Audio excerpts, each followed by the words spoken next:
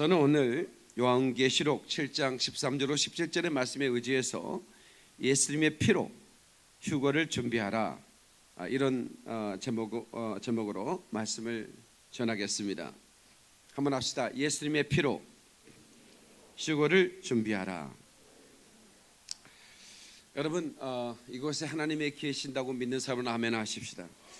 여호와 쌈마, 하나님이 거기 계시다, 그런 뜻입니다. 하나님의 영광이 이곳에 임해 있습니다. 하나님의 그 말씀이 우리 가운데 임하고 저의 영광을 우리가 체험하고 나면 가슴에 불이 붙습니다. 저는 선지자들 가운데 특별히 에레미야 선지자를 참 제가 좋아하고, 또 에레미야서를 또 어떤 그 선지서보다도 많이 읽는 편입니다. 그런데 에레미야서 20장 9절에 보면 이런 말씀이 나옵니다. 내가 다시는 여호와를 선포하지 아니하며 그 이름으로 말하지 아니하리라 하면 나의 중심이 불붙는 것 같아서 골수에 사무치니 답답하여 견딜 수 없나이다. 이 에레미야의 심정이 어떤 심정일 저는 압니다. 이 에레미야가 하나님이 주신 말씀을 받았을 때 가슴이 불이 붙는다는 겁니다. 그리고 이것을 행여 전하지 않으면 견딜 수가 없다라고 하는 것입니다. 바로 그 예레미야의 심정이 저에게 있습니다. 그래서 오늘날 이 말세를 사는 그 영혼들에게 이제 내가 다시 온다는 그 주님의 재림과, 그리고 성도는 그 환난에서 건져서 들어올릴 거라고 하는 이 휴거를 전하라는 이런 성령의 감동이 제게 있었기 때문에 제 마음이 불붙는 것 같습니다. 그래서 이걸 전하지 않으면 견딜 수가 없기 까닭에 제가 이제 증거하는 것입니다. 특별히 저는 이 예수의 피에 대한 설교, 이 예수의 피에 대한 설교를 하면 제 영혼이 너무 기쁩니다. 그런데 왜 기쁘냐면 제 안에 계신 하나님께서, 성령님께서 너무 기뻐하시는 겁니다. 그래서 저는 다시 오늘 이 휴거를 준비하는데도 바로 예수 그리스도의 보혈, 예수의 피가 효력을 발휘한다고 하는 것을 다시 한번 여러분에게 전해드리는 것입니다. 오늘 본문에 보면 요한계시록 7장 13절로 14절에 보면 장로 중에 하나가 응답하여 내게 이르되 이 흰 옷 입은 자들이 누구며 어디서 왔느냐, 이렇게 질문하고 있습니다. 누구며 어디서 왔느냐. 그때 내가 가로되 내 주여 당신이 알리이다 하니 그가 나더러 이르되 이는 환난에서 나오는 자들인데, 다시 말하면 그 환난을 겪지 않고 그 환난에서 이렇게 들림받아 나온다는 것이죠. 어린 양의 피에 그 옷을 씻어 희게 하였느니라.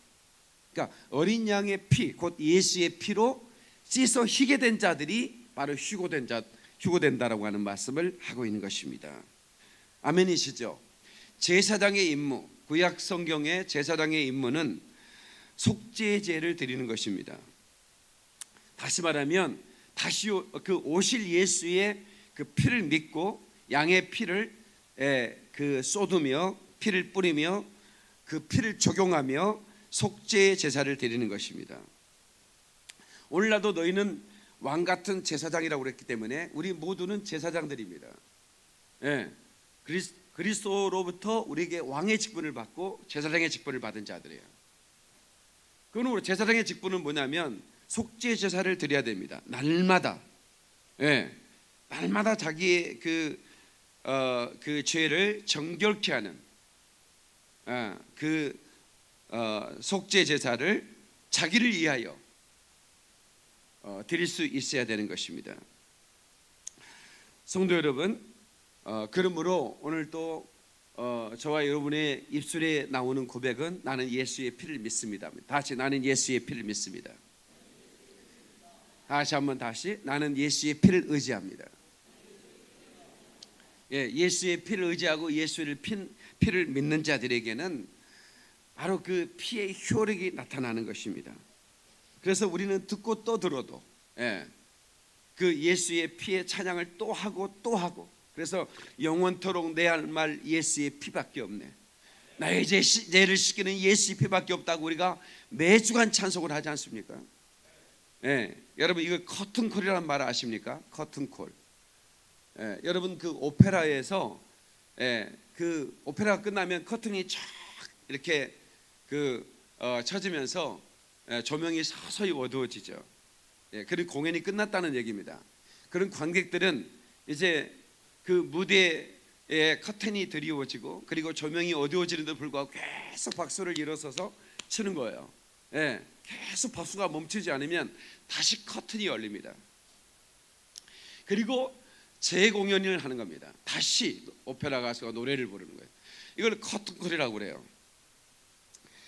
그래서 얼마나 커튼콜을 받았느냐, 이게 그 사람의 가치이기도 해요.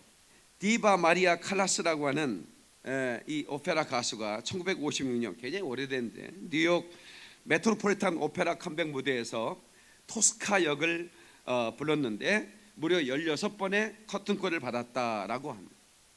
어마어마한 겁니다. 16번의 커튼콜이 계속. 바이올리니스트 정용주, 우리 한국이 낳은 최고의 바이올리니스트였죠. 세계에서 가장 오랜 251년의 전통의 게반트하우스 오케스트라 협연 무대에서 커튼콜을 몇 번 받았냐면 8번을 받았습니다.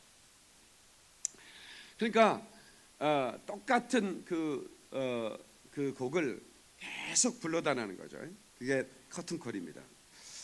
그러니까 우리가 복음을 들을 때도 들었던 설교지만 너무 중요한, 이것은 듣지 않으면 안 되는, 마치 우리가 밥을 하루에 3끼 계속 먹듯이 하나님 말씀을 계속 드려야 되는데, 그 중에 엑기스 같은 말씀은 곧 예수의 피에 대한 말씀이고 예수의 십자가 부활이고 재림과 휴거라는 것이죠. 예수님의 복음은 너무나 원색적이었습니다. 그래서 그 예수님은 처음 복음을 전할 때마다 회개하라 천국이 가까우니라는 말씀을 증거하기 시작했고, 그 무리들 안에 있는 귀신을 내쫓기 시작했고 이적을 행하기 시작했습니다. 그리고 하나님의 나라의 비밀을 말하고 마지막 때는 어떤 일이 벌어질 것인가를 아주 온색적으로 전했습니다. 여러분, 그런데 그 예수님의 가르침을 또 듣고 싶어 사람들은 예수님이 광야에 있다면 광야로 몰려들어. 거기는 음식 파는 것도 없지만 예수님이 거기 있으면 사람들이 몰려들었단 말이에요. 오늘날 예수님이 이 시대에 와서 똑같은 사역을 했다면 예수님은 분명 이단이라고 정죄를 받았을 것입니다. 정통 교단의 그런 어떤 메시지와는 전혀 차원이 다른 너무나 원색적인 메시지이기 때문에 아마 그런 시비가 끊이지 않았을 것입니다.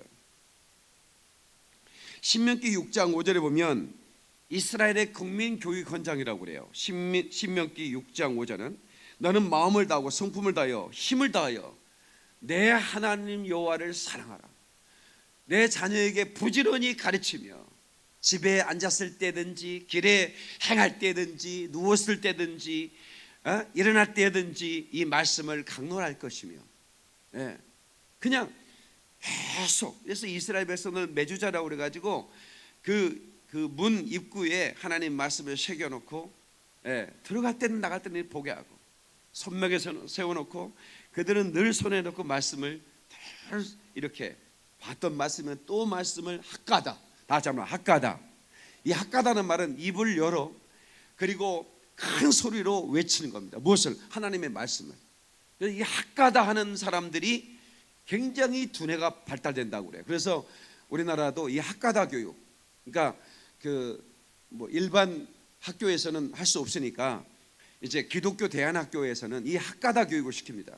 아침에 오면 성경 말씀을 크게 낭송을 하는 거예요. 그리고 암송을 하고 암기를 하고 계속 오늘은 신명기 1장을, 오늘은 요한복음 1장을 막 이러면서 그냥 아예 달달달 외우게 만들어요. 그런데 놀라운 것은 성경을 암송하고 성경을 핫가다 하는 아이들이 굉장히 두뇌가 좋아진다는 거예요.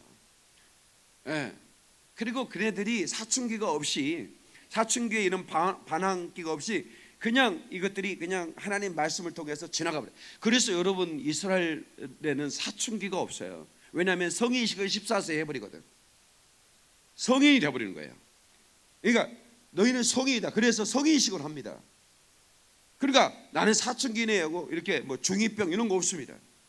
14세면 중1, 중2 되잖아요. 그죠?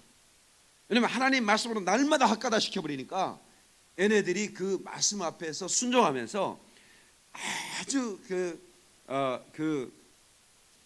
말씀을 통해서 이렇게 이렇게 양육이 돼가 버리는 거예요. 그러니까 반항하고 이런 게 없어요. 예. 그러니까 우리가 어떻게 자녀를 교육하는 게 좋을 건지 우리가 알 수 있겠죠. 저는 이 휴거가 초임박했다고 생각합니다.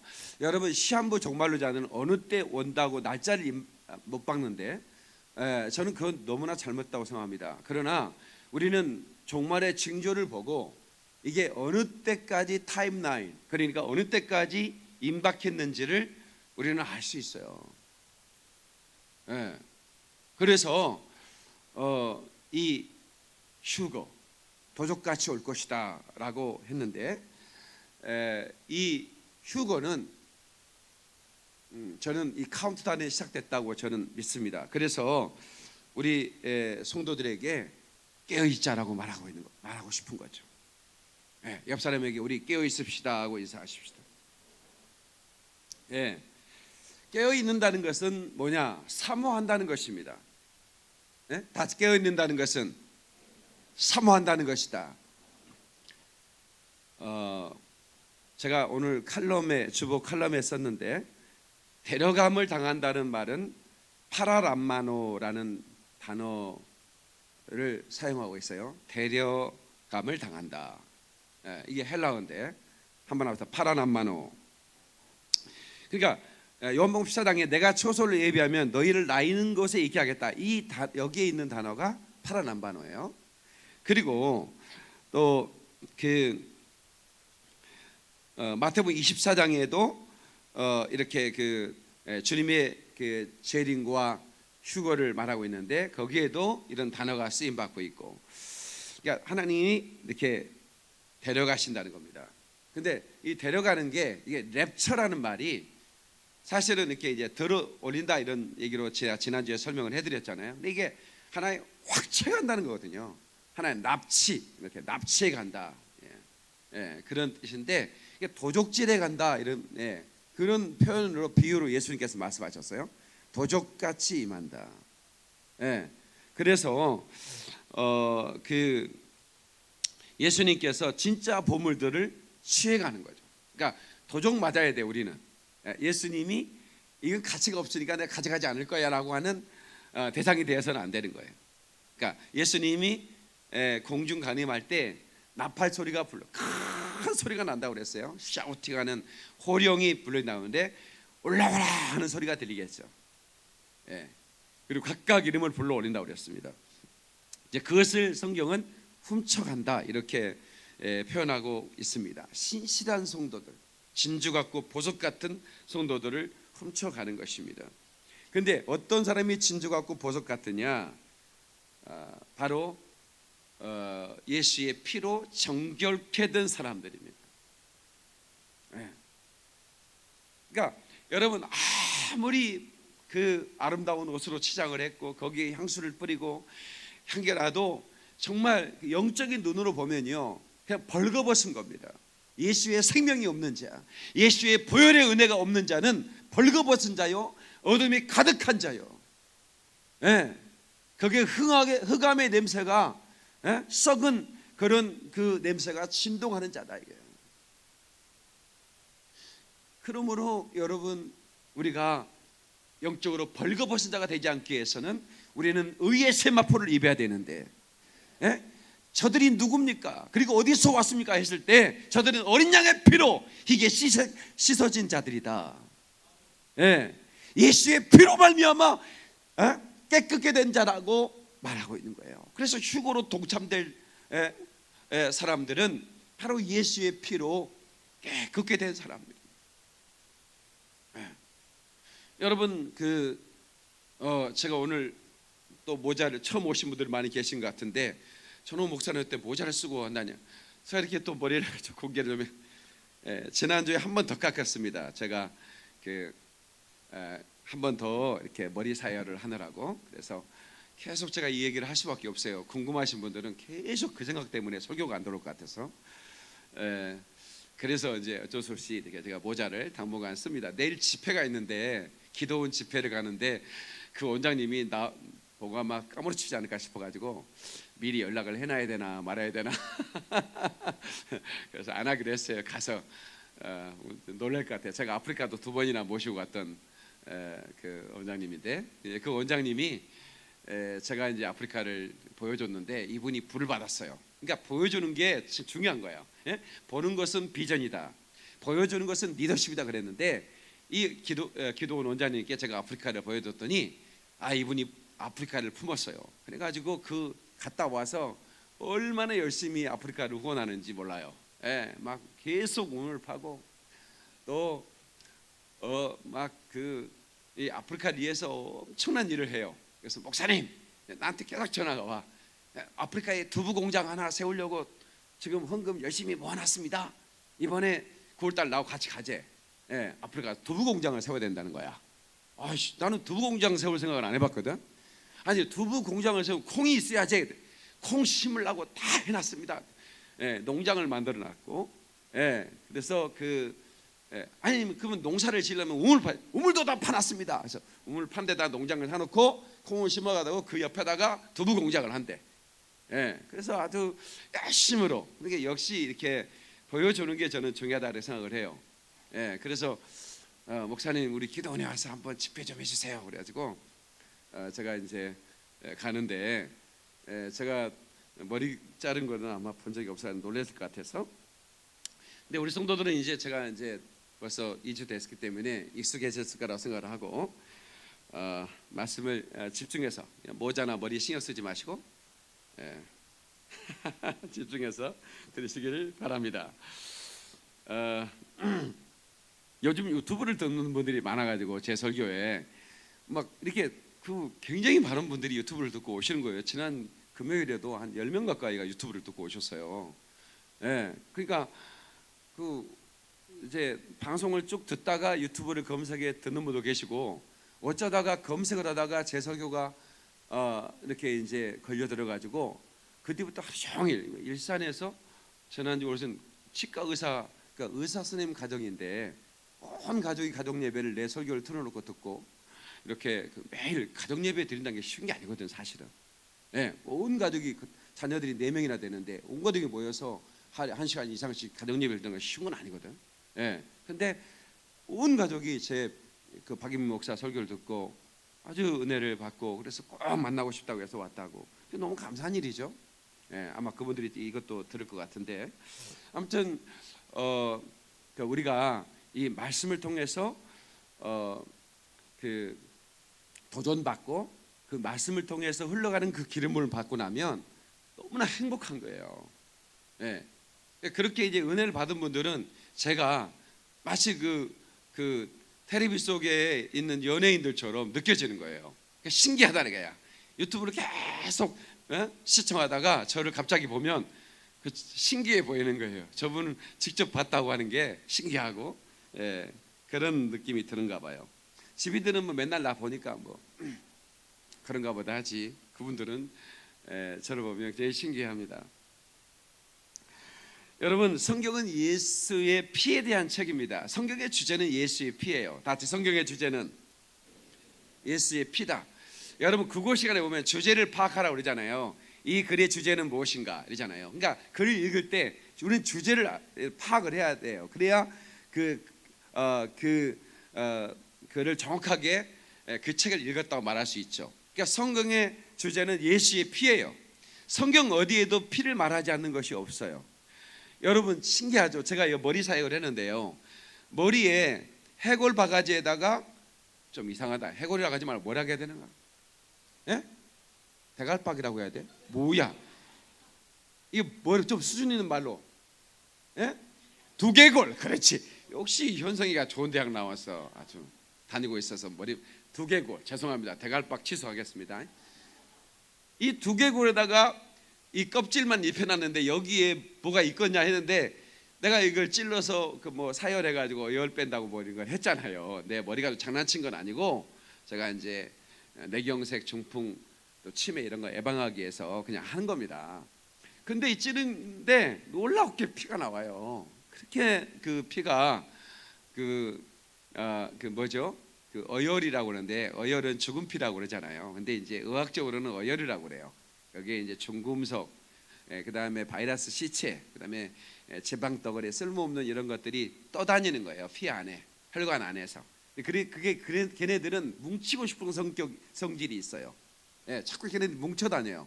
그러다가 혈관벽에 붙기도 하고, 이렇게 뭉친 곳에 쌓이기도 해요. 한쪽 딱 붙어오르면 뭉치다가 이게 다른 깨끗한 피는 빠져나가는데 이걸 못 빠져나가잖아요. 뭉쳐 있으니까. 그래서 걸려 계속 혈관이 막히는 거죠. 그런 것들을 이제 빼내는 것을 이제 제가 이제 사열이라 이렇게 하는데, 저는 이제 이거에 대해서 상당히 정말 참 좋은 건강을 도움이 되겠구나 이렇게 해서 제가 이제 해보는 건데, 머리끝도 우리 집사람이 또 이렇게 저녁에 보면 잠 안 자고 노르나 가보면 뭐 발에다가 또 뭐 사역을 하고 있어요. 근데 뭐 이렇게 피가 막 많이 나와요. 그러니까 우리 몸에 머리끝부터 발끝까지 말입니다.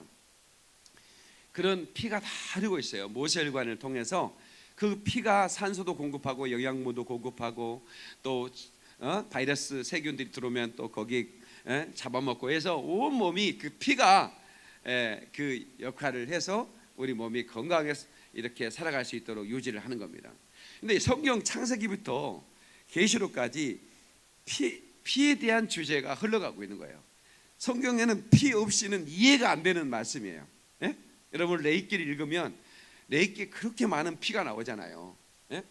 그런데 그걸 예수의 피에 대한 주제를 알고 읽으면 정말 하나님의 사랑을 느껴지는 거예요. 하나님의 놀라운 사랑을 여러분 느껴지는 겁니다. 그래서 창세기 3장 21절에 보면 여호와 하나님이 아담과 그 아내를 위하여 가죽옷을 지어 입히니라, 이런 말씀이 나오죠. 가죽옷을 지어 입혔다. 그러면 하나님은 역시 참 지혜로우신 분이셔. 이렇게 무화과나무 옷으로 해보니까 말라 비틀어져 버리니까 가죽옷을 입히니 무스탕을 입히셨구나. 역시 지혜로우셔. 이 정도로 이해하면 여러분들은 성경을 제대로 이해했다고 생각할 수 없는 거죠. 예수의 피에 대한 주제로 그 장면을 보면 바로 그 인간이 에덴 동산에서 하나님께서 선악과를 먹지 말라는 그 죄를 그 불순종하고 죄를 지었을 때 그 양을 잡아서 피를 흘렸다고 하는 사실을, 그것을 우리가 볼 수 있어야만이 성경을 잘 읽는 것입니다. 그리고 여인의 후손이 와서 뱀의 머리를 상하게 할 것이다.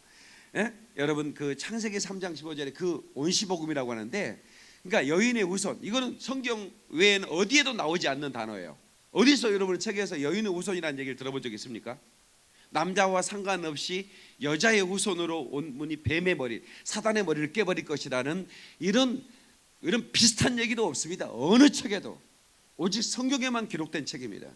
그런데 바로 예수님께서 바로 남자와 상관없이 동정녀 여자의 후손으로 오셔서 사단의 권세를 깨버리는 것입니다.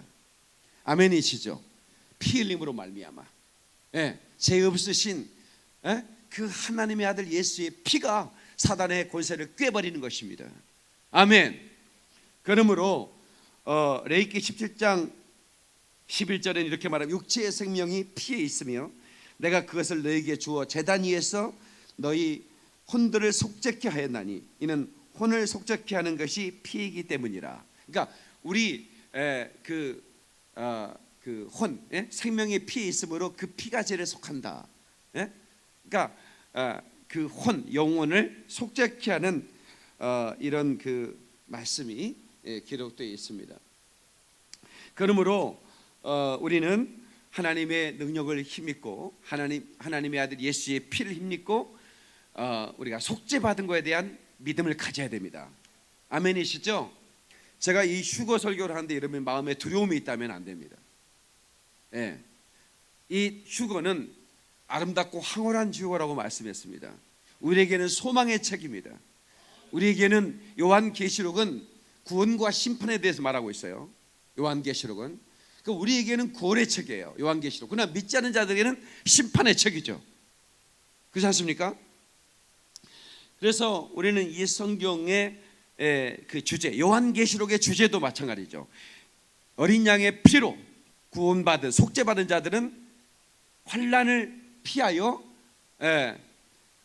하나님께서 그들을 건져내어 그리스도의 신부로 그 영광스러운 그 대관식에 참여하게 될 것이다 라고 하는 것을 주제로 말씀하고 있는 것입니다. 마틴 루터는 성경을 쥐어짜면 피가 나올 것이다 그런 말씀을 했습니다. 종교개혁자 마틴 루터, 성경을 짜보라 피가 나온다. 구약을 짜면 어린 양의 피가, 신약을 짜면 예수 그리스도의 피가 나온다는 것입니다. 성경을 정확하게 본 하나님의 사람인 것이죠. 요한계시록 12장 11절에 보면 아주 너무나 중요한 말씀이 나옵니다. 우리 형제들이, 다 같이 한번 읽어볼까요? 시작. 또 우리 형제들이 어린 양의 피와 자기들이 증언하는 말씀으로써 그를 이겼으니 그들은 죽기까지 자기들의 생명을 아끼지 아니하였도다. 그러니까 어떻게 이겼냐고, 어린 양의 피와 자기들이 증거하는 말씀으로 이겼다 이거야. 그러니까 우리가 영적 전쟁, 우리가 죽기까지 싸움이 있습니다. 그 싸움을 스피리추얼 워페어라고 그러는데 영적 전쟁입니다. 근데 영적 전쟁을 어떻게 이겼냐면 예수의 피와 말씀으로 이긴다는 것입니다. 아멘이시죠? 예수의 피는 방어 기제입니다. 그러나 그 방어 기제이지만 다시 말하면 예수의 피가 묻어있는 자에게는 사단이 너무나 두려워하는 겁니다. 접근하지 못하는 겁니다. 예수의 피가 흥건히 묻어있는 영혼들에게는 접근 불가한다는 게 너무나 두려운 영적인 능력인 것입니다. 아멘이시죠? 그리고 말씀의 검, 단번에 그 사단의 고사를 깨버릴 수 있는 생명의 말씀으로 우리가 이길 수 있다라고 하는 것이죠. 아멘. 그래서 저와 여러분들은 그 예수의 피로 날마다 나를 성결하게 해야 됩니다. 그리고 날마다 예수님을 사모하며 기다려야 됩니다. 아멘이시죠? 여러분 두려워하지 마세요. 여러분 이러다가 세상이 어떻게 되는 거 아니야? 뭐 이렇게 여러분 그것은 세상이 어떻게 되는 거 아니야라고 하는 것은 우리가 느끼든 느끼지 않는 그 대환란, Great Tribulation이라고 그래요. 대환란. 그 대환란에 우리는 참여하지 않고 하나님께서 우리를 이끌어 올리신다는 것을 믿으셔야 됩니다. 그래서 저는 이게 임박했다고 하는 것을 여러분에게 말씀드리고 싶고 이 방송을 듣는 자들에게 말씀을 드리고 싶은 겁니다. 예수님께서도 이렇게 말씀을 전하는 순서가 있었습니다. 그런데 마태복음 24장 25장에 보면 예수님이 이제 그 올라가시기 전에 이제 그 휴거의 비밀에 대해서 말하고 있지 않습니까? 두 사람이 맷돌을 갈다가 한 사람은 들림받고 한 사람은 버려둠을 당한다. 두 사람이 잠을 자다가 한 사람은 데려감을 당하고 한 사람은 버려둠을 당한다는 거예요. 이 얘기는 뭡니까? 두 사람이 함께 농사를 짓다가 한 사람은 데려감을, 하나는 버려둠을 당한다는 것은 버려둘 자가 있고 데려감을 당했다가 있다라고 하는 것이. 그러면 어떻게? 날마다 우리가 그분을 기다리며 그분이 오심을 사모해야 된다고 하는 것이요. 우리 믿음의 선배들은 낮에나 밤에나 언제나 그 주님 오실 날을 사모했다고 하는 증거를 제가 가졌어요. 손영은 목사님이 한 그 낮에나 밤에나 눈물 머금고 내 주님 오시기만 고대합니다. 그러니까 순교할 수 있었구나. 내가 이런 생각을 한 거예요. 저는 우리 교인들에게 또 제 자신에게 순교의 신앙을 가지라고 계속 제가 강조하고 있는 것입니다. 그래서 나도 이 손영은 목사님이 이런 찬양을 불렀기 때문에 불렀기 때문에 정말 그 순교할 수 있었구나, 그런 마음이 들었어요. 그래서 우리 성도들이 함께 이 찬양 한번 불러보고 싶습니다. 가봅시다.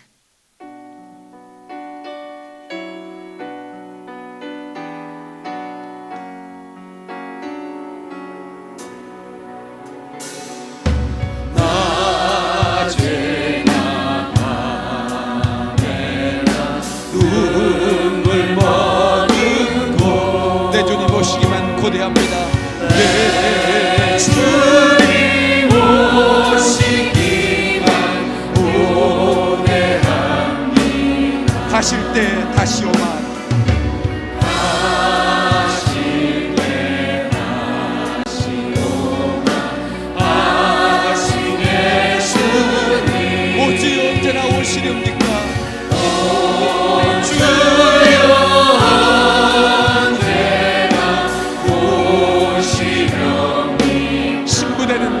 우리가 흰옷을 입고 진포되는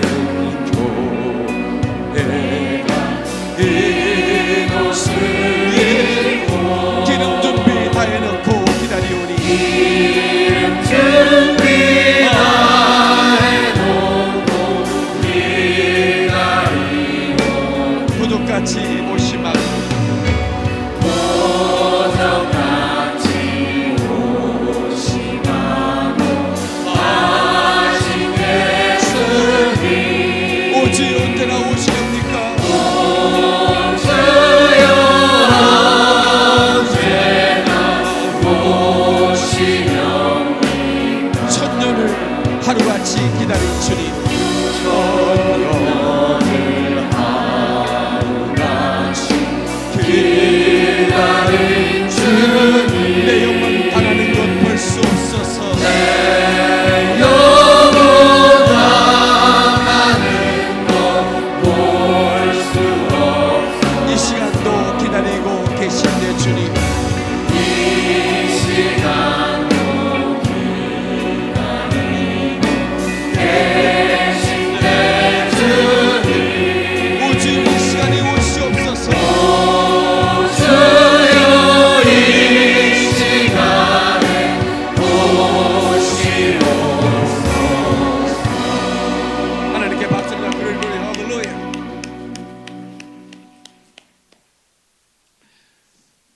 트럼프가 예루살렘을 이스라엘의 수도로 정했습니다. 어떤 대통령도 시도하지 못한 일이었습니다. 예상한 대로 이란부터 시작해서 사우디아라비아부터 시작해서 모든 이슬람권이 엄청나게 저항을 했습니다. 그런데 지금은 세계 패권을 미국이 쥐고 있기 때문에 트럼프가 공약을 했었습니다. 내가 대통령이 되면 예루살렘으로 수도를 정하게. 이스라엘의 수도는 텔아비브에 있었거든요.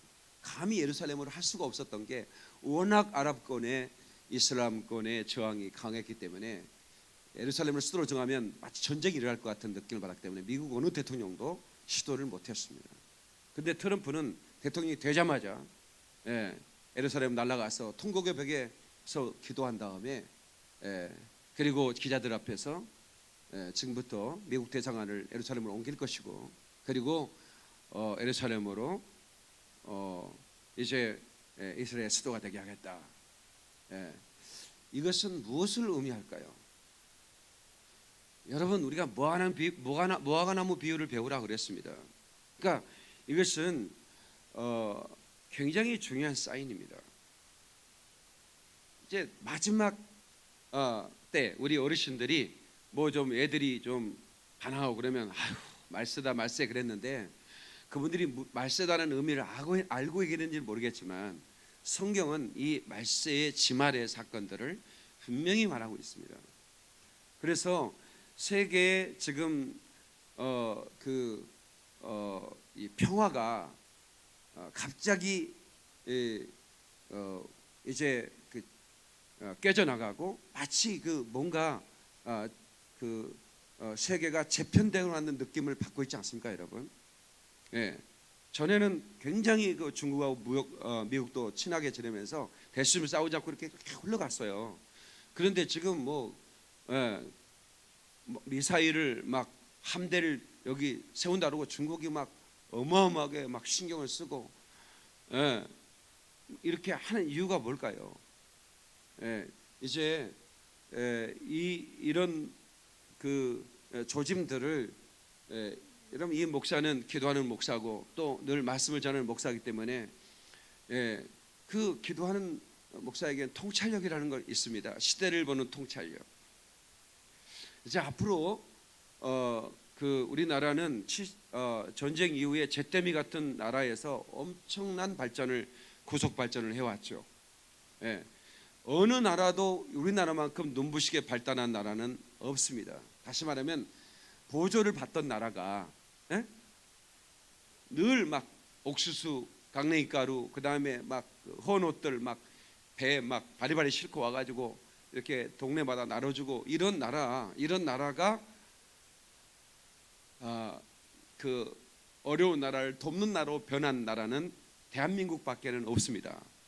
과거로부터 원조받은 나라는 지금까지 계속 원조를 받고 있지, 원조받은 나라가 갑자기 잘 돼갖고 이제 우리가 그만 받겠소, 이제 우리는 도와주는 나라가 되겠소, 이래가지고 막 기복을 엄청나게 하는, 우리나라 예산에 제3세계 어려운 나라를 돕는 그 예산이 어마어마합니다. 그래서 이번에 경기도의 그 도의원이 또 저를 찾아와서, 목사님 아프리카 사역을 하는 거 제가 잘 들었습니다.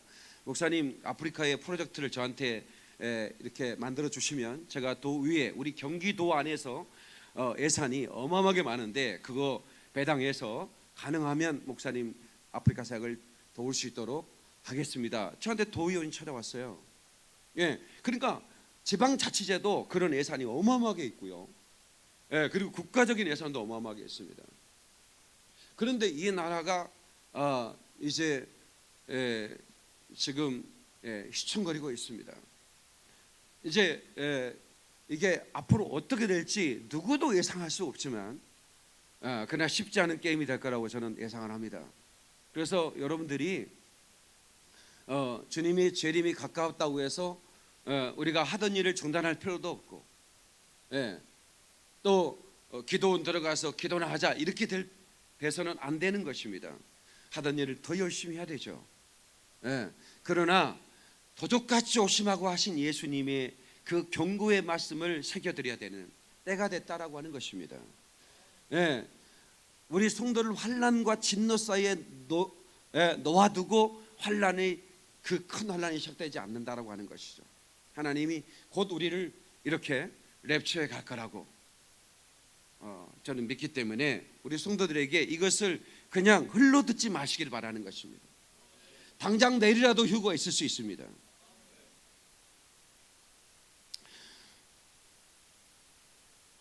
그러니까 적그리스도, 이 적그리스도가 성전에 앉아서, 예루살렘 성전에 앉는 겁니다. 성전이 재건돼야 되는데 아직 재건되지 않았어요. 그러나 그것은 성전을 짓는 것은, 여러분 돈이 얼마나 많아요. 유대인들이, 여러분 돈만 있으면 순식간에 이번에 우리나라 건축업자들이 3층을 한 번에 올리는 기술을 개발을 했다고 신문에 나왔어요. 어떻게 하는지 모르겠어요. 3층을 한 번에 올린대. 처음 듣는 얘기 아닙니까? 저만 들었습니까? 지난주에 들은 뉴스인데 우리나라 사람들이 참 대단합니다. 저 두바이 가면 세계 최고, 그 사람들은 이렇게 버스 태워놓고요 지나가면서 저기가 세계 최고의 빌딩입니다, 저기는 세계 최고의 뭐 인공몸입니다, 하여튼 계속 자기들은, 그 사람들은 석유 팔아가지고 돈 벌어가지고 그 얘기만 하고 다녀요. 근데 그 모든 세계 최고의 빌딩들을 다 우리나라 사람이 짓는다고 하는 거죠.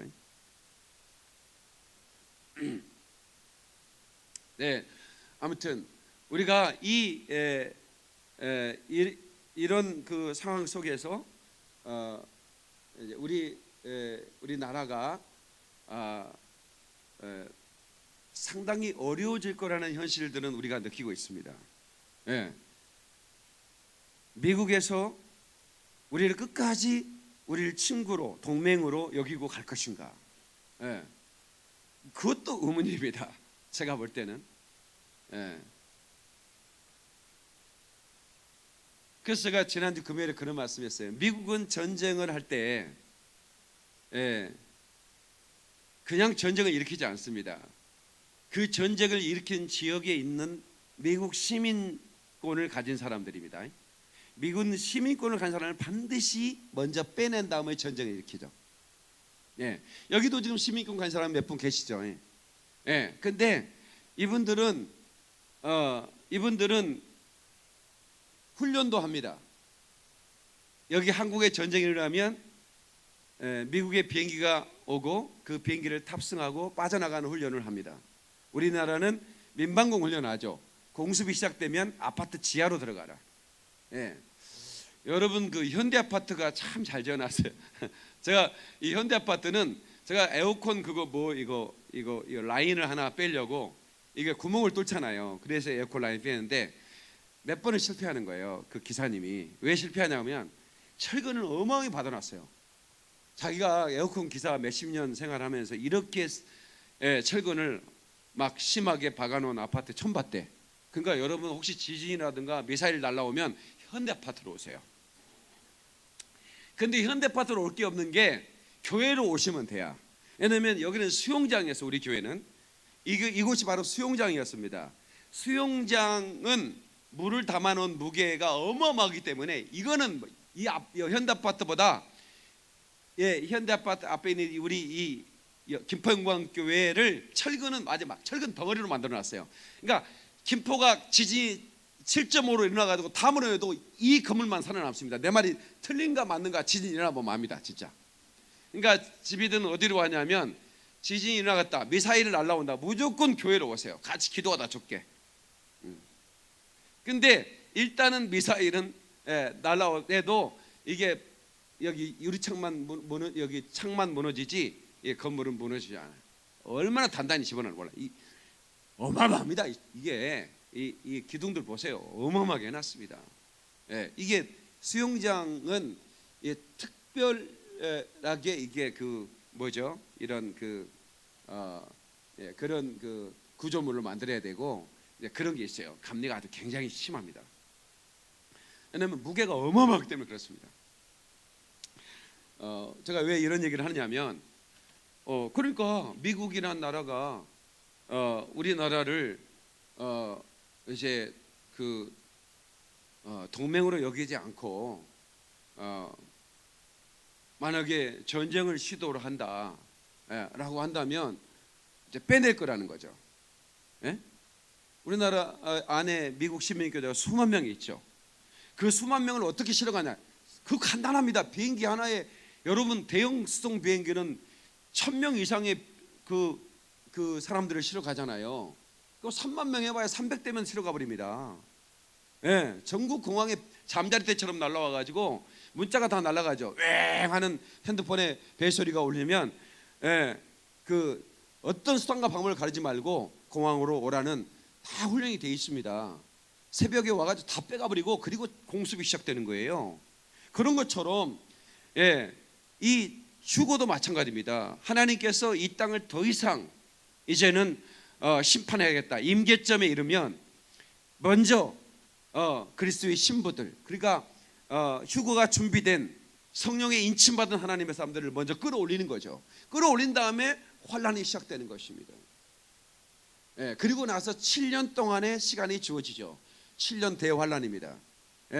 근데 적그리스도가 그때는 이제 나타나서 우리가 하나 되자, 이런 바벨탑 사건도 마찬가지잖아요. 오늘 제가 그 적그리스도의 DNA에 대한 얘기를 할 거거든요.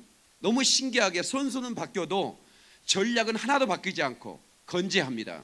그러니까 여러분 그 에덴 동산에 뱀이 있었죠. 뱀이 하와를 꼬셨습니다. 그리고 에덴 동산에 쫓겨났습니다. 그럼 마귀가 사라졌습니까? 아닙니다. 마귀가 또 쓸 사람을 찾고 있는 겁니다. 그런데 아주 쓸만한 사람이 발견된 겁니다. 그건 누구냐면 그 노아의 아들 중에 함의 아들이 있습니다. 함. 이 함은 저주를 받았죠. 아버지의 하체를 보고 막 이렇게 나는 보았네, 나는 보았네 해서 막 이게 하체를 보았다고 막 얘기. 근데 셈과 야벳은 뒷걸음질 쳐서 아버지 하체를 덮었다고 그랬습니다. 그러니까 여러분 사실을 본 것을 얘기했을 뿐이잖아요. 사실이잖아요. 노아가 포도주 먹고 그냥 옷을 털렁 벗은 채 잠들어 있는 건 사실이거든요. 근데 그 사실을 얘기했을 뿐인데 노아가 일어나서 셈과 야벳을 축복한 다음에 함을 저주해 버렸습니다. 그러니까 함과 노아의 사이가 좋았겠어요, 안 좋았겠어요? 한번 예상을 해보세요. 좋았겠어요, 안 좋았겠어요? 안 좋았겠죠. 노아도 살아 있었고 노아는 600년이나 살았지 않습니까? 그러니까 함도 살아 있고 노아도 살아 있는데 함과 노아는 안 좋았을 거라고요. 그러니까 이제 그 아들 구스가 있는데 그 구스가 이제 그 아버지가 할아버지 노아하고 별로 안 좋은 걸 알아요. 상처가 있는 거예요. 그러니까 아들들을 낳아가지고 그 첫 번째 아들의 니므롯이에요. 니므롯. 그 니므롯을 낳는데 이놈이 아주 대단한 용사인 거예요.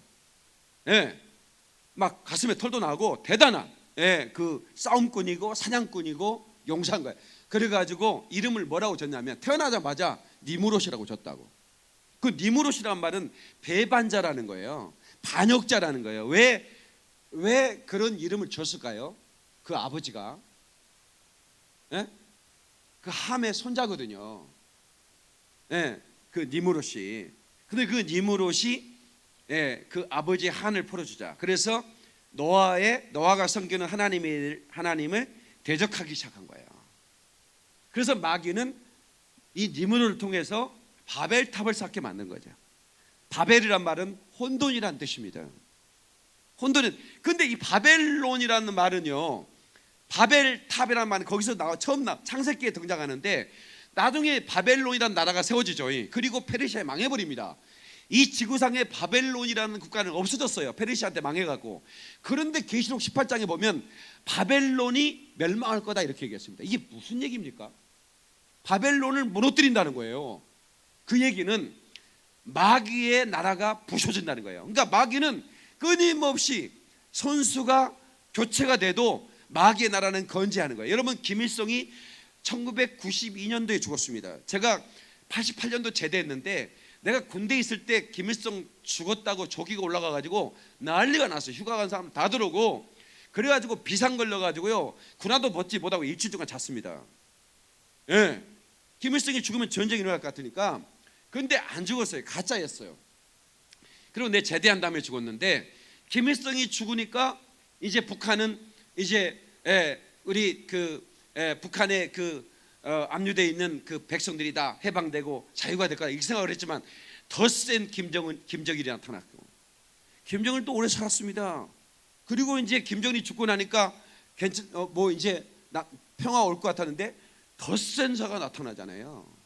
그러니까 결국은 선수는 교체되지만 거기에는 체제나 사상이나 의식이나 그런 전략 하나도 변한 게 없죠.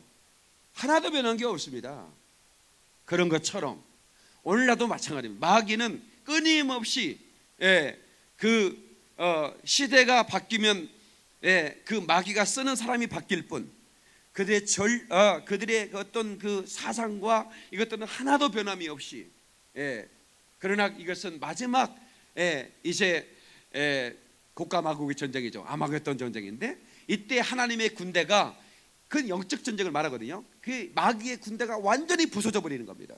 완전히 다 이제 결박당해서 옥에 쳐넣는, 무적에게 집어넣는 사건들이 일어나게 되죠.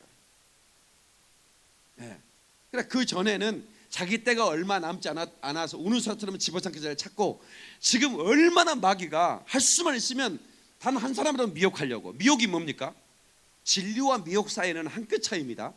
그래서 여러분들이 이 휴거에 대해서 관심이 있다 하더라도 여러분들이 유튜브나 이거 잘못 들으면 결국은 나중에 이단들이 만드는 거예요. 내가 이렇게 설교 준비하려고 이렇게 쭉 보면요, 진짜 이단들이 만들어낸 종말론들이 90%가 넘습니다. 그러니까 함부로 이걸 잘못 들으면 내가 미혹돼 버려요.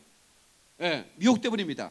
이단들이 만드는 말탄자가 난다. 나중에 보니까 안산왕이 말 타고 오고 있고, 무슨 이만희가 또 흰말 타고 막 저기 어디 장축 체육관에서 어디 체육관에 한다, 사암인가 어딘가 한다 그러고 막, 이게 다 계시록을 이단들이 주로 쓰거든요. 그래서 이단들은 상징과 또 그 문자 그들의 말씀 이런 것들이 시대가 다가올 일과 과거의 일과 되어질 현재 일들이 막 조합되어 있기 때문에 이것을 자기들이 마음대로 갖다 쓸 수 있거든요. 그리고 자기 자의대로 해석을 해갖고, 그러니까 이단들은 다 계시록 가지고 이단을 만드는 거예요. 근데 이단은 그렇게 미혹을 시키는 겁니다. 근데 그게 한번 믿어지기 시작하면 어떻게 되냐면, 정말 유치원생들도 알만한 것을 그들은 모를 정도로 미혹이 돼버려요. 그래서 정신을 바짝 차리고 우리가 때를 분별하면서 준비해야 된다. 그래서 저와 여러분은 두려워할 필요가 없다. 오히려 여러분 기뻐하며 우리가 준비하는 삶을 살아야 된다라고 하는 것이죠. 아멘. 그러나 우리가 먼저는 회개해야 됩니다. 다 같이 회개하라. 예수의 피를 의지하고 회개한 자가 택함을 받는다는 것입니다. 데살로니가전서 3장 13절을 보세요. 우리 주보에 보면 요약이 나와 있죠. 너희 마음을 굳게 하시고, 다 같이 너희 마음을 굳게 하시고, 주님 우리의 마음을 굳게 흔들리지 않게 한다는 겁니다. 계속해서 우리 주 예수께서 그의 모든 성도와 함께 강림하실 때 하나님 우리 아버지 앞에서 거룩함에 흠이 없게 하시기를 원하노라. 다 같이 거룩함에 흠이 없게 하시기를 원하노라. 근데 문제는 우리 힘으로 거룩해질 수 없다라고 하는 것입니다.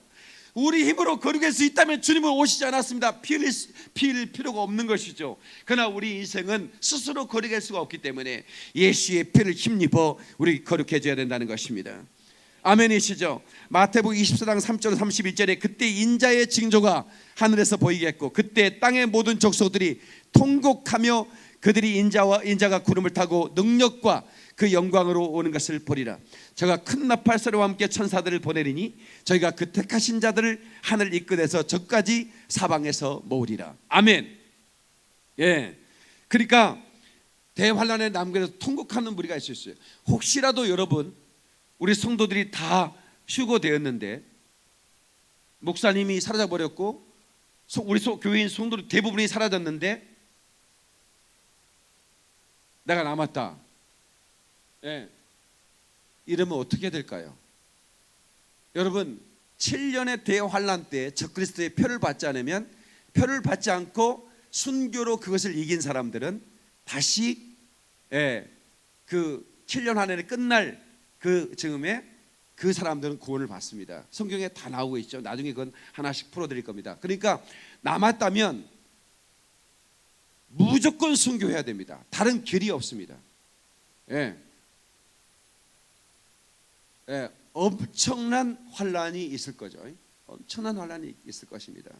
그러나 거기에는 그 환란을 통과 우리가 구원받기 위해서는 순교하는 길밖에 없습니다. 여러분 그 영광의 나라를 소망하면 순교할 수 있습니다.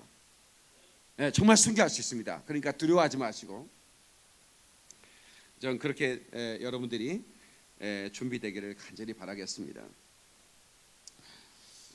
우리 마태복음 24장 40절 44절에 너희도 아는 바니 만일 집주인이 도둑이 오는 시각에 올 줄 알았더라면 깨어있어 그 집을 뚫지 못하게 하였으리라. 이러므로 너희도 준비하고 있으라. 생각지 않은 때에 인자가 오리라. 다 같이 생각지 않은 때에 인자가 오리라. 그러니까 믿지 않는 사람들이야 뭐 휴거 이거 전혀 모르니까 전혀 생각을 못 하겠죠. 근데 문제는 믿는 자들 또한 휴거에 대해서 제가 지난주에도 말씀드렸지만 목회자들에게 입에서 휴거라는 단어가 안 나온 지가 꽤 오래됐습니다. 몇몇 목사님들만 외칠 뿐이죠. 그러나 우리 믿음의 지혜로운 사람들은 이 휴거를 준비하고 그리고 이 휴거가 얼마나 축복된 것인가를 알고 사모하게 된다는 것입니다. 아멘이시죠? 마지막으로 세 번째요. 예수의 피로 씻김 받아 휴거된 자는 최고의 축복을 받는다. 다 같이 예수의 피로 씻김 받아 휴거된 자는 최고의 축복을 받는다. 여러분 계시록 본문 7장 15절 17절 보시죠. 그러므로 그들이 하나님의 보좌 앞에 있고 또 그의 성전에서 밤낮 하나님을 섬김에 보좌에 앉으시니가 그들이 이에 장막을 치시리니 그들이 다시는 줄이지도 아니하며 목마르지도 아니하고 해나 아무 뜨거운 기운에 상하지도 아니하리니 이는 보좌 가운데 계신 어린 양이 그들의 목자가 되사 생명수 샘으로 인도하시고 하나님께서 그들의 눈에서 모든 눈물을 씻겨주실 것입니다. 이 땅에는 눈물이 마를 날이 없습니다. 우리에게는 고통이 있기 때문에 그렇습니다. 그러나 밤낮 성전에서 우리가 그 보좌에서 하나님을 섬기고 그리고 거기는 목말이 없는 것이고 또 해나 아무 것에도 상하지 않는 것이다 이렇게 말하고 있습니다. 우리는 이 말씀을 믿고 우리가 그 나라를 사모하고 또 그 나라를 소유하시기를 주의 이름으로 축원합니다. 휴거되는 자는 많지 않습니다. 그러니까 그리스도인이라고 해서 교회를 다닌다고 해서 다 휴거되는 것은 아니라고 분명히 말씀드렸습니다.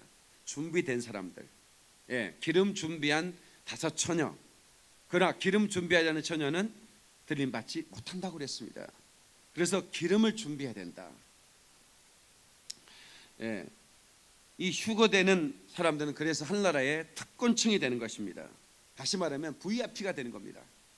최고의 권세, 존귀하게 이렇게 역임을 받는다고 하는 것입니다. 너무나 정말 그 놀라운 약속의 말씀들이 있습니다. 계시록 21장 25절 26절에 보니까 낮에 성문들을 도무지 닫지 아니하리니 거기에는 밤이 없습니다. 사람들이 만국의 영광과 존귀를 가지고 그리로 돌아가겠고, 만국의 영광과 존귀를 가지고 그리로 들어가겠다는. 그러니까 정말 너무나 정말 대단한 거예요. 우리가 그 정권이 바뀌면, 대통령이 바뀌면 그 한 자리 하려고 하는 사람 있잖아요. 교수들, 특별히 전문가들, 이렇게 각계 분야에 전화 오는 거, 전화통 절대로 밤이고 낮이고 그 휴대폰 무음으로 안 해놓습니다. 왜냐하면 전화 또 놓치면 안 되니까. 장관으로 초빙할 수도 있고, 그죠? 그리고 한 자리 하라고 이렇게 연락이 올 수 있으니까 수천 수만 개의 자리가 바뀌거든요. 근데 그때 그 부름을 받으면 얼마나 기분이 좋겠습니까?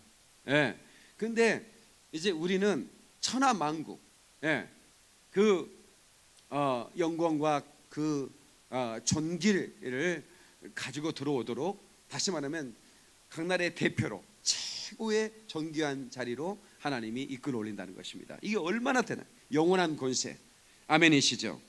너무나 영광스러운 자리인 것입니다. 휴거되는 자는 장자총의 해운이 되어진다, 이렇게 말하고 있습니다.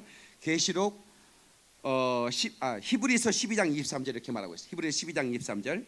그러나 너희가 이른 곳은 시온산과 살아계신 하나님의 도성인 하늘의 예루살렘과 천만 천사와 하늘에 기록된 장자들의 모임과 교회와 만민의 심판자이신 하나님과 온전하게 된 의인의 영들과, 온전하게 된 의인의 영들이라고 말하죠. 새 언약의 중보이신 예수와 및 아벨의 피보다 더 나은 것을 말하는 뿌린 핀이라, 이렇게 말하고 있습니다. 얼마나 대단한 장자총회 회원의 자격이에요. 특별한 자리로 우리를 인도한다는 것입니다. 그 다음에 예루살렘, 새 예루살렘의 도성의 주인이 된다고 말하고 있습니다. 계시록 21장 9절. 일곱 대접을 가지고 마지막 일곱 재앙을 담은 일곱 천사 중 하나가 나아가서 내게 말하되 이르되 이리 오라, 내가 신부 곧 어린 양의 아내를 내게 보이리라.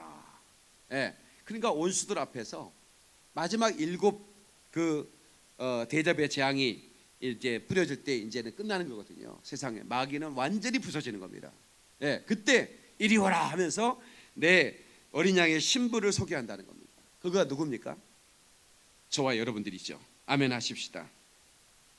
그리고 우리를 위해서 새 예루살렘 성이 내려오는 것입니다. 휴거되는 자, 바로 그 혼인잔치에 참여하는 자들을 위해 그들만 부를 수 있는 노래가 있다라고 계시록 14장 3절에 있습니다. 그들이 보좌 앞에 내 생물과 장로들 앞에서 새 노래를 부르니. 계속해서 다 같이 읽어볼까요? 땅에서 속량받은 14만 4천 밖에는 능히 이 노래를 배울 자가 없더라. 여기서 14만 4천은 유대인의 숫자입니다. 그러니까 먼저 이방인의 충만한 수가 찬다고 그랬죠. 그래서 이 이방인의 휴거가 있습니다. 그 다음에 이스라엘 중에 열매들이 14만 4천인데 바로 각 지파별로 선택된 자들이 휴거가 됩니다. 바로 이 자들이 14만 4천이에요. 근데 휴거된 자들이 함께 이 노래를 부르게 되는 겁니다. 마지막으로 휴거되는 자는 백보자 심판 때 주님을 도와주는 검사의 자리에 앉게 된다 그랬어요. 계시록 20장 4절 보세요. 다시 한번 읽어봐. 계시록 20장 4절. 또 내가 시작. 또 내가 보좌들을 보니 거기에 앉은 자들이 있어 심판하는 권세를 받았더라. 또 내가 보니 예수를 증언함과 하나님의 말씀 때문에 목뱀을 당한 자들의 영혼들과 또 짐승과 그의 우상에게 경배하지 아니하고 그들이 이마와 손에 그의 표를 받지 아니한 자들이 살아서 그리스도와 더불어 1000년 동안 악노릇할 것이다. 그러니까 환난에 참여했으나 그들이 짐승의, 그러니까 적그리스도의 우상에 경배하지 않고 그들이 이마와 손에 그의 표를 받지 않은 자들. 적그리스도가 세상을 통치하게 됩니다. 그때 그가 하나님이라고 성전에 앉아서 경배하라고 합니다. 그리고 표를 받게 합니다. 이걸 받지 않은 자들이 또 거기에 참여하게 되는 겁니다. 그래서 우리가 이때 심판하는 권세를 받았더라 이런 말씀을 우리가 읽게 되죠. 심판하는 권세. 그러니까 백보자 심판에 예수님이 있고 그 앞에 책이 놓여 있는데 그 뒤에 심판하는 권세를 가진 검사들이 앉아 있어요. 그게 누구냐면 바로 휴거된 성도들입니다. 너무나 놀라운 특권이 이렇게 주어지고 있는 것입니다. 여러분, 이 휴거 설교는 제가 이렇게 다른 때보다도 이렇게 성경을 많이 읽기 때문에 조금 여러분 지루한지는 모르겠지만, 그러나 이 말씀을 여러분들이 유튜브로 다시 또 듣고 귀담아 듣고 또 방송으로 듣고 해서 이 말씀을 제가 반복하다 보면 반복 학습이 돼요. 이제 내 새겨지게 됩니다. 이래서 우리 그리스도인들이 휴거가 되는구나, 또 어느 때 어떻게 우리가 준비해야 되는구나, 이런 것들을 우리가 알게 되죠. 부흥의 시대는 성도들이 외치던 말씀이 있어요. 고백이 있습니다. 나는 예수의 피 아래 있습니다라는 고백이죠. 그래서 항상 우리는 내 자신을 날마다 점검하고 내가 더러워졌는가. 우리가 집에서 나왔다 들어가면 손 씻었냐, 또 그 몸 씻어라, 샤워해라, 이렇게 부모님도 얘기하듯이 하나님은 언제나 너희 세상 속에서 더러워진 것을 예수의 피 씻으라고, 회개하고 천국을 소유하라고 말하고 있는 것입니다.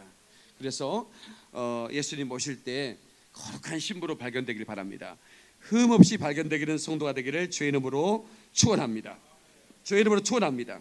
그러면 사단은 우리 앞에서 그 권세가 깨져나가고, 그리고 우리는 승리하게 되는 것입니다.